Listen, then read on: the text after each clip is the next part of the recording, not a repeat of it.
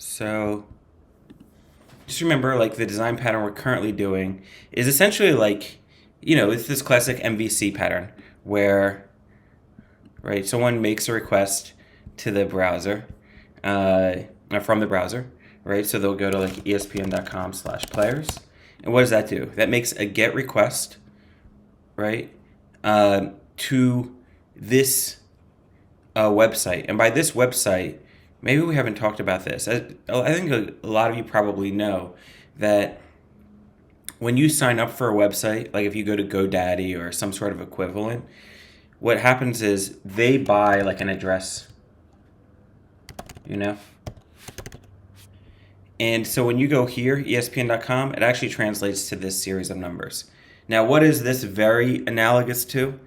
Now that we all have like smartphones, right? We don't actually type in the phone number when we want to call someone. What do? We just press the button that has the person's name, right? Because it's just easier than remembering all the digits. This is the exact same thing, right? You put in the interface for the user is ESPN.com, and that translates to the set of numbers. And this set of numbers is an address because it literally is a location. It actually points to a location, like on one of Amazon's or Google's or whoever's computers. And eventually we'll upload our web application, our Flask application to here, okay? To like a box that lives somewhere, in an Amazon cluster, okay? Now, once it hits this box, there's like, it's going to receive the request, this GET request to /players. And then from there, where does it enter into? Like, what's the kind of entry point? Is the controller, right? Right, it goes down through the list of routes. It essentially is just looking for a match. So that hits our like add app dot route /players. All right. And then once it sees this route that it found the match of the GET request, it's like, oh, this guy takes that.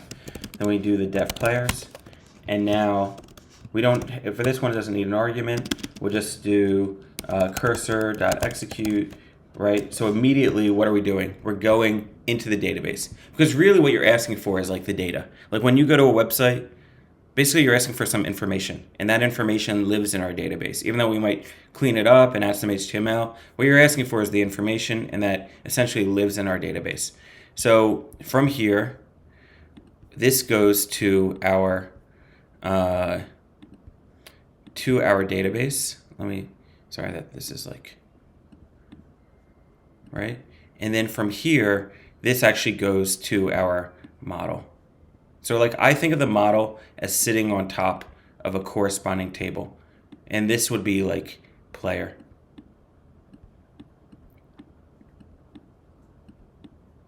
Okay. Let me maybe see if I can clean this up a little bit. Oopsies. All right. So essentially you can think of it as, still doing the eraser, I guess. We hit I'll just do it here. Right, this is my controller. And so when there's a web request that's issued, right, it goes to the controller, and then we look for the route, add app.routes /players, and then calls the corresponding function, right, def player. This function here is going to select from the database, all right, and then return to us instances. So it's like taking data from the database, turning them into player instances, right? So because remember, eventually what we do is for player record in player records, if this is what we get back from the database, then we will maybe initialize a new player object, right? Player, something like that, right? And we get a list of players, and then we'll take each of these players, and now we need to turn it into a view, some sort of thing that we can send back to the user. And that's for player and players, I'll move this over. For player and players, player dot dunderdict, right? And this is basically our, player dicts, player dicts, and then we can just JSONify it or whatever, JSON.dumps. Either one is fine with me. Player dicts, and then what was it called? It's default equals string, something like that. All right, and that will send back the data to the view. So this is called, right, the request, like, it's a couple of things. We're using the model view controller to, what would you say, to solve or to implement like a request response cycle. So model view controller this is the model. The model is a class that relates closely to a table in the database, right? So a model is a kind of class. You can have other classes, right? Remember like our service object, our service class? That's not a model. It doesn't really relate to our data. It just takes actions. This is the model, right? Or this is a model, is like the player model, right? We'd have one for essentially each table in our database will get its own model. And then controller is almost kind of like the service object, right? In the sense that it takes action. Notice the creation of instances is happening in the controller, just like it happened in our service object, right? And like a lot of like coming together of different components is happening in the controller, just like that same thing happened in the service object. They're not exactly the same because controller is all about, I say the controller is particularly focused on requests and responses, meaning what route are you going to and sending back either HTML or JSON, right? Getting a request and sending back data. That's what a controller is really about, is responding to requests and sending back responses. And it uses these other tools of the model, the database, in order to properly respond, right? The same, we give that at waiter analogy, right? It's kind of the coordinator going, from the customer back to the back of the house, right? Like where the chef and the ingredients are. Does that feel all right? Yeah, William? You've mentioned this before, but it can be hard for me to remember. So the model itself, the model is in charge of the database querying, correct? Or is it just in charge of like how what comes back from the database ends up being represented in Python? I'd say Because it can perform, some of the query methods can exist in the model. Some of them we will move into, maybe this is a good idea. Like, there's a couple of different, like say we wanted to, we have this method, like find all the players, right? We could put a method like that in the model. And so what would it look like? We would kind of write a def all method, right? And then we would put the query here, select all from players. What we'll see in a second though, or like later on in this class, is that, this pattern of select all from players is, once we have the player class, let's say we have like teams class. Well, what's that going to be? Select all from teams. So we can automate this, and essentially there's one other kind of, the library that we'll be building is called an ORM, which means object relational mapper, meaning it literally, by relation, remember like in Postgres, it says like no relations. Relations just means table, all right? Object is the instance of the class, and the ORM is kind of like this library that helps us bridge the gap, right? It's like the mesh, right? It has these methods that can help us go from a record to an instance. So it's like, it kind of depends on how you define it. I'd say, yeah, like database methods relating to a table, you can place in your model unless you can kind of like, they're generic enough to put them in this library called their object relational mapper. but the ORM, is that going to be used mostly in the model itself, or Yeah, is it going to, okay, yeah, essentially in the model. Yeah, essentially. okay. Even, Is it, yeah, it kind of I'd say it's just very closely related to the model, but you can eventually, like when we get there, you can call it from here.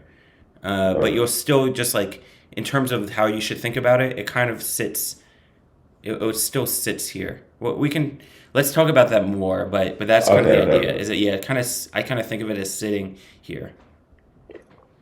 Okay. Yeah.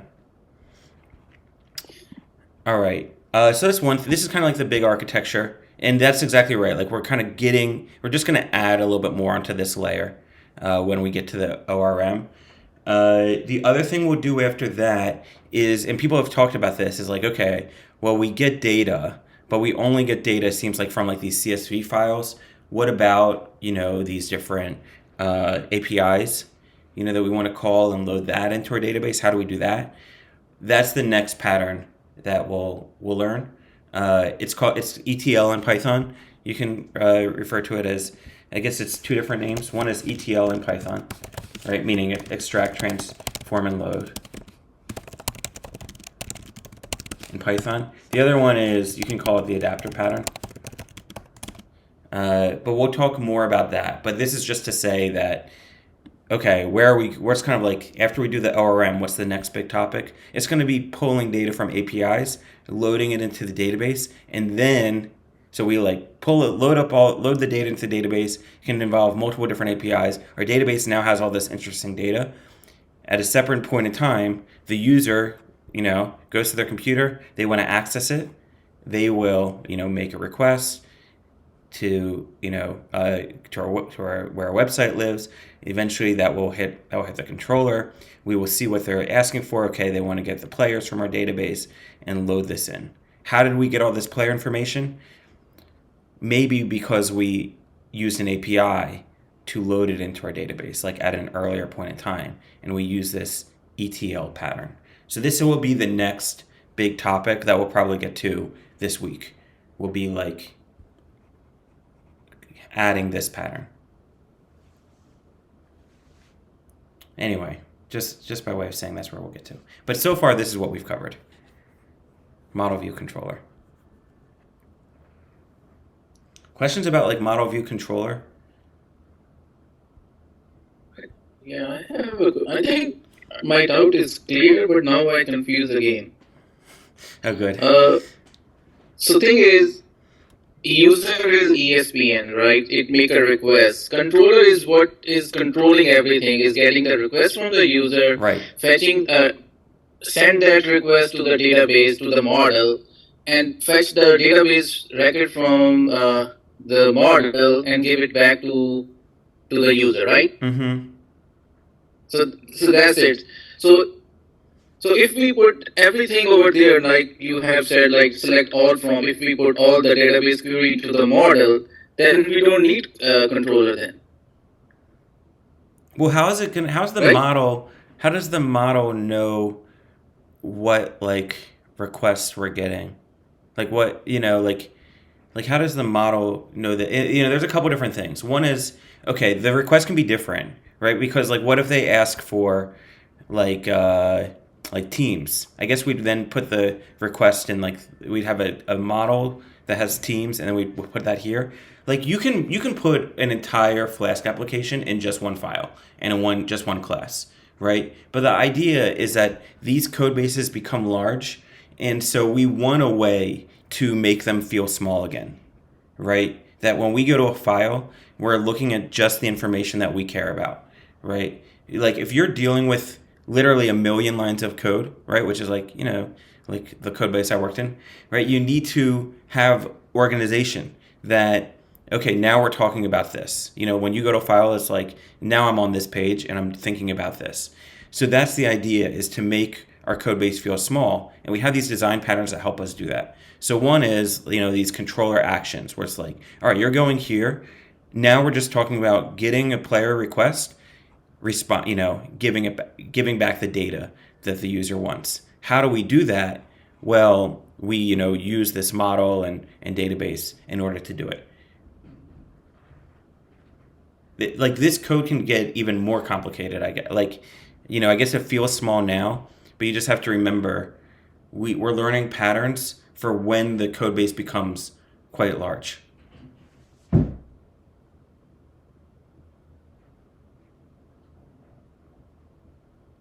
How does that feel, Pally?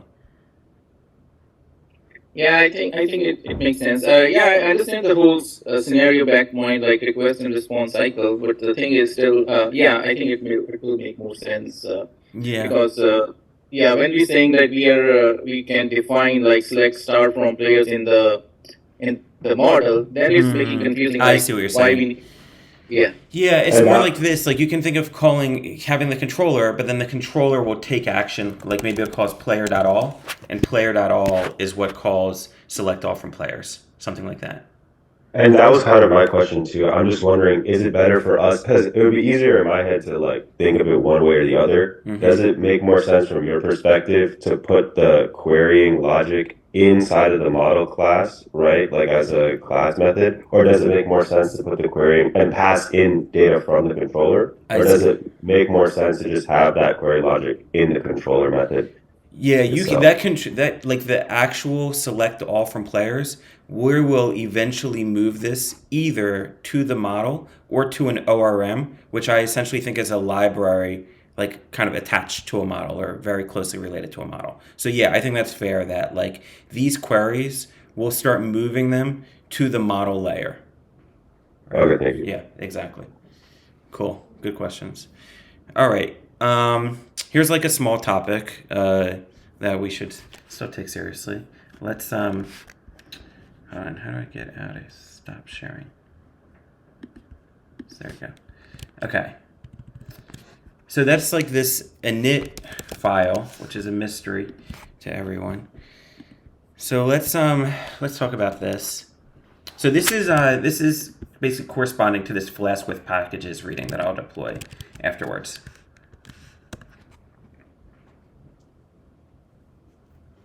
Okay.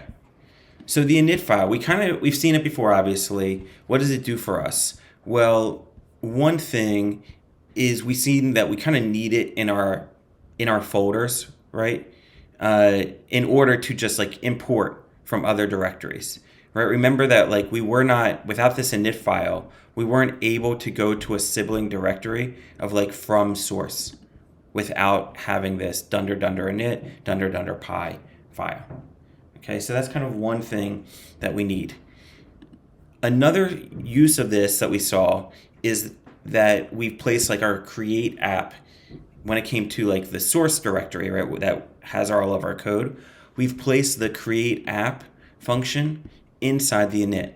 Now, the reason for doing that is because in a Flask code base, this init file is kind of like the entry point to a folder. It is one way of that is that it is the first file. The init file is the first file that is run if you import or when you import a Flask code base. So or a Python, the Python folder.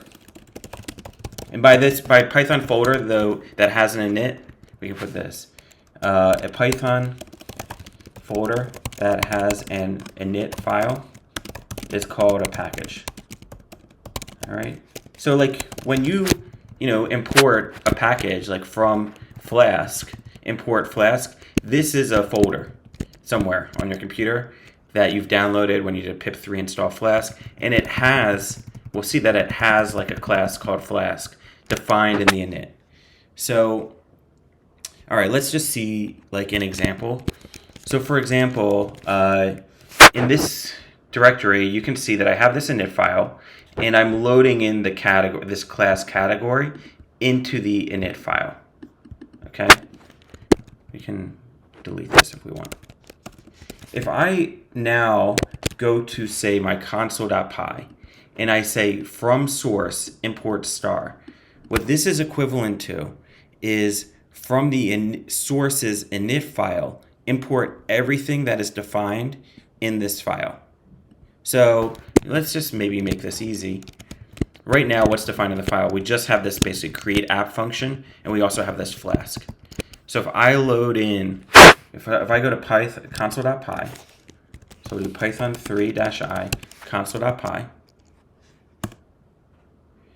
and now I will load in everything. What we should have access to is the create app. You see that? So we can, it's immediately by just reading this from source, import everything, it has access to what's defined here. It does not have access to, so this works. I guess I have to pass through something. Oh, I have to pass through this name thing. But what we don't have access to, like you may think that, okay, I'm Python 3 console.py. This is from source, import everything. I must have access to the venue as well, right? You do not, okay? If you want to get access to the venue by virtue of importing, sorry, let's go to the console. By virtue of importing from the source, what you have to do is something like from dot venue import from dot venue import the venue class. Now let's try this. So now we'll go to console.py. From source, here's my console. And now it goes to my init. So it's going to, from source, import everything. Then we're going to go to the init. And now from the init, we're going to import the venue class. And now I'll do this. And now this now is imported, right? So by virtue of the init file loading in this venue class, when I load in source, the package, right, that really looks to the init.py, and the init.py says, hey, load in the venue class. If you don't have access to a init file, though, you have access to everything. Well, you can still access it, kind of the old way. Like I'm not even saying one way is better than the other, but like we can still kind of from the console go from source dot venue import venue, right? It's just more that I guess what I'm trying to point out is what you're kind of doing here.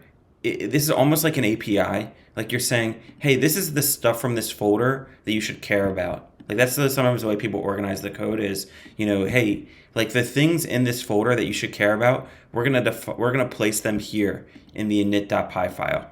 And like so I want to give you I think that you should care about like the venue class and like this create app. Like that's part of the reason why this create app is defined here is because it's kind of like it is the application, right? Like so obviously like we don't want you to open up this application and kind of forget about this.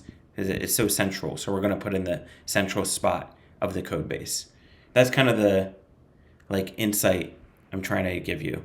So this source package, right? What you have access to, if just you import, what we're doing is from source import star. What this is equivalent to is to run this file, this init.py file, and allow you to access what is defined here, what is accessible here. But it is correct to say that you can also say from source.venue import venue. Or we can do, just to prove this, we can do from source.category import category, right? So it's two different ways of doing the same thing.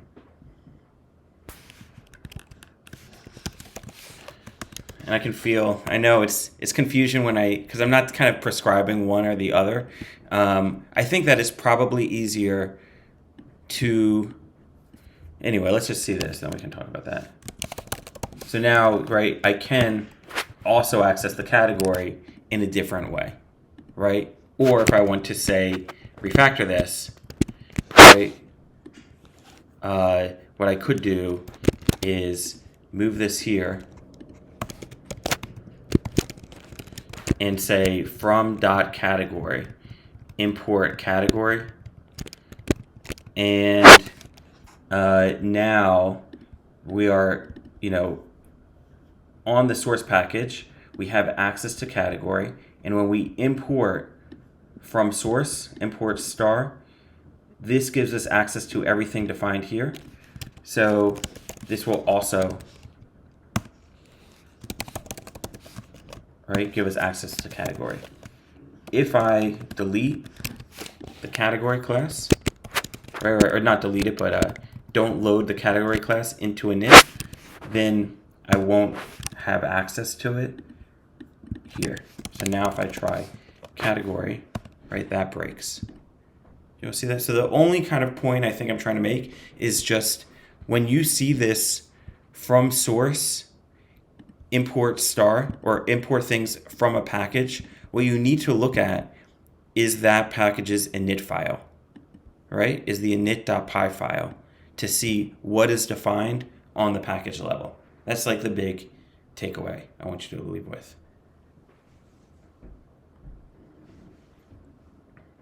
Hey Jeff, real quick, when you're doing from .venue import venue, are you looking at it from are you creating that pathway from the view of console.py or init? Unfortunately, from the view of init, which makes it even more Okay. confusing. Like I don't, Okay. it's just confusing or annoying. So And yeah, that's only then for that's only a property of init then for yeah, it every. feels like it. Yeah, it feels like it. Okay. Yeah, Okay. right. Because that's a very nice thing you noticed. That just is confusing. Is that like so far we've been like, okay, you load up console.py and everything in the code base really should be from this guy's perspective. But unfortunately, I don't know if this will even work. If I do from source, this won't work. If I say from source.venue, import venue, I don't think that will work. And let's see. So now let's see if that rule applies. From source imports, so we'll run Python 3 console.py.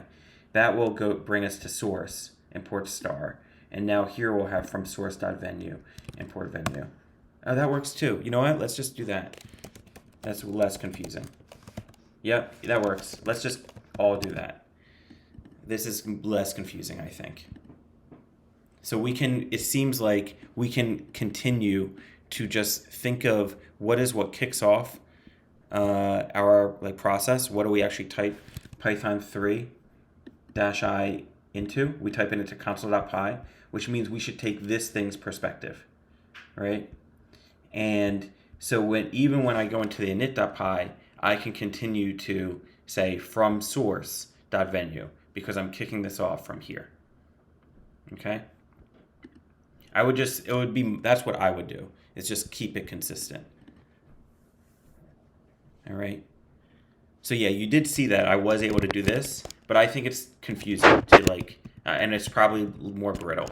I would just always start from, okay, I'm starting here from source.venue, right? Take this thing's perspective. The other thing is now you can start to see, I think, hopefully maybe you can start to see why we're not actually running the application here.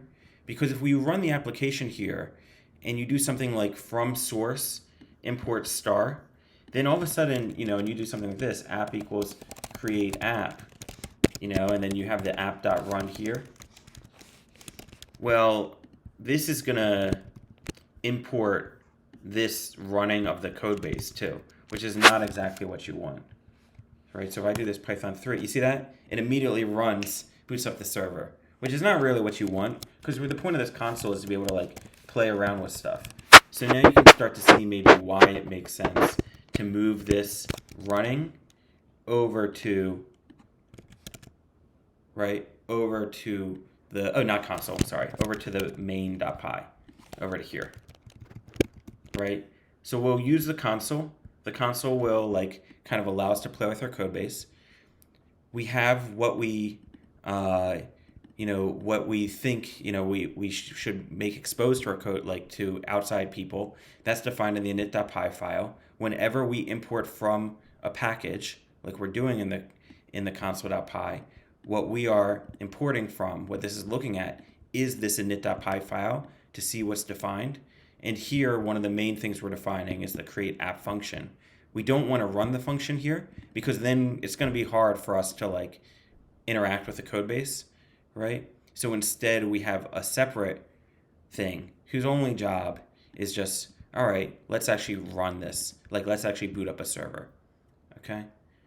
So it's this is where we're kind of defining our library and making, components of our library accessible. And then here we'll, boot up a server, and here we can kind of play with our library. play with our package.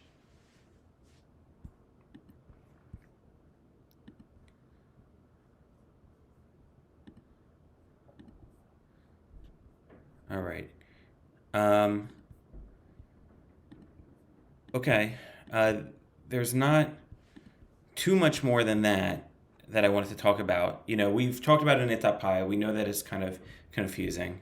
We also know that like what has it done for us so far? It allows us to, one, see sibling directories, right? Two, right, as we just kind of keep reiterating, when we import from the package, it's just running this file, and what we have access to on the package level, meaning this like folder level, is what's defined in init.py. And if it's not defined in init.py, then when you import from it, right, you're not making it available on this, right? So another way of thinking of this is when we do something like from pandas, import pandas as PD, and then we do like pd.read HTML, right? Or pd.read CSV.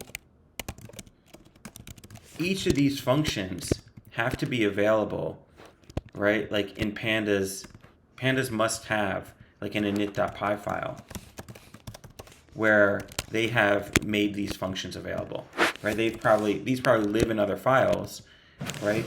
Whoopsies.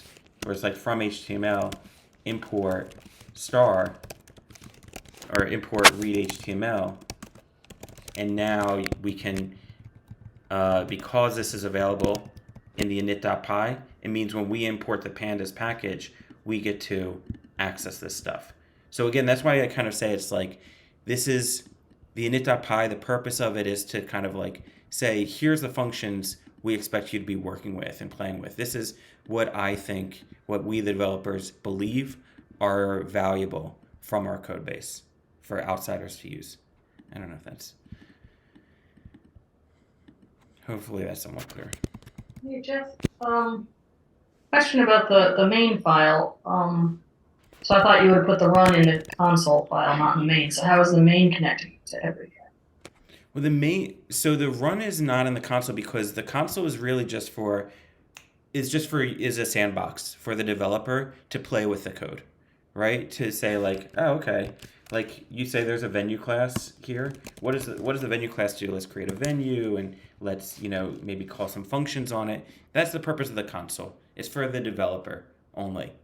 The main.py is, I want to boot up my web application, either to debug it or whatever, or eventually to deploy it and let an end user who's not a developer, interact with it. So the main file, all it does, the whole purpose of it is just that maybe we import the create app function because we need that to run the Flask app, and then we actually run it. Like that's the whole point of the main, is boot up the server.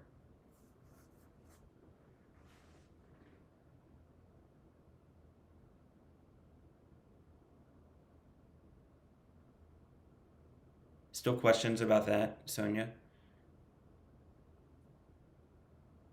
So basically, it's like we're not really using it. That's going to be something that the user will use. Well, you use it if you want to make a request, right? Like, this is the way that you boot up your web server, right? Is by running the application. Don't we usually run it through console, not through main? No, because not really. The console.py, because if you say you did this here, let's do this. So what I want to do is be able to like have a sandbox, meaning I want a way to like, mess with, see what's going on in the venue.py class, this venue class, and see what's going on in the category class, like interact with my code base. So my technique for doing that is simply to like import everything accessible, everything that's I'm making available here. So like we can make category and do that. All right. So we do that and we run console.py. And now I get to do this. I get to like create a venue. I get to create a category, right? If instead I was like, okay, why not just like create our application here too, and blah, blah. Like that might seem nice. Well, now this is gonna be pretty hard because once I'm booting this up and it's like, how am I gonna, how can I can't really do this anymore. Like I can't create a venue anymore. You see what I mean? Like once I start running this, it's hard for me as a developer to now interact with my code base. Do you get my point? Like I can't create a venue right now and just like easily create a venue and call the methods on it because this thing has a server that's running. Like the only way to interact with my code base now is to go to the browser and like make a web request that way. But if I just want to, as a developer, like kind of see what the venue class is about and create a venue and call some methods in it, this running is preventing me from doing this because like I have this server booted up and I can't, like I simply can't type in venue here anymore. Like it doesn't do anything.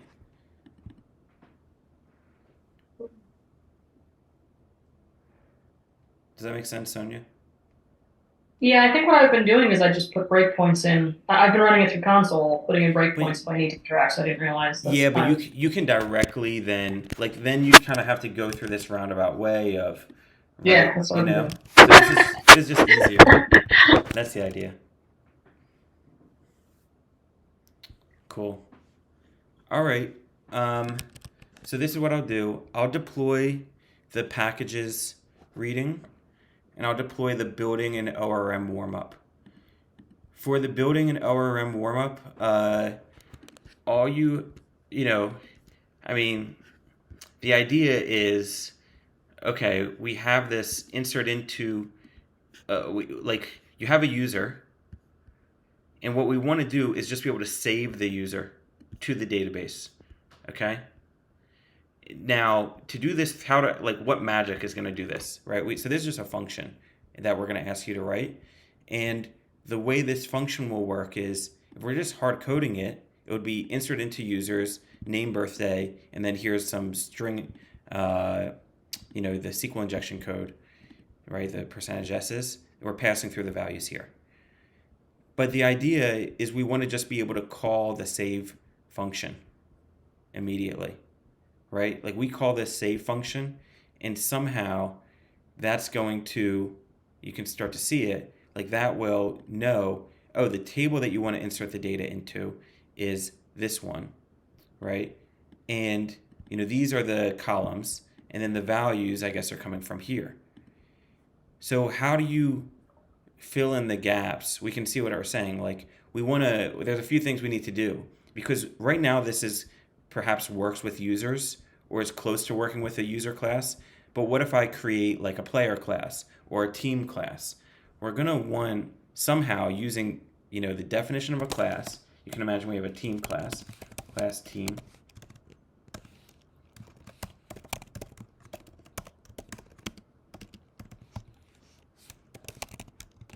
And then we have these columns. Is maybe like the team, and maybe it's like the sport or the city, right? The city they play for. So we should be able to create a new team, whatever, and then save it, right? And somehow the save method will both work for a team to do something like insert into teams, right? And for the entire query. And we should also be able to call save like user, and then automatically the save method will somehow know to do insert into users table. And the way that I'm kind of getting you started is by saying, okay, look, you can query, if you pass through save and you pass through the instance, you can fill in some of the data by asking the object for that, to fill in the blanks for you. So the insert into object.dunder table, right? When we save a team object, dunder table is teams. So it'd be insert into teams. And when we save a user object, dunder table is users. So it would be insert into users. So this is, the beginning. But there are other things you're going to have to work out, like the columns, right? and the number of percentage s's. Here there's maybe 2, but we can imagine that will vary as well. So you're going to have to use the object to construct the right string to be able to perform the proper insert into statement. That's the challenge. Okay? So this is like a Python question, essentially, of like, how do you construct this string based on the instance that you're passing through? That's the challenge. I think you'll be able to make some progress.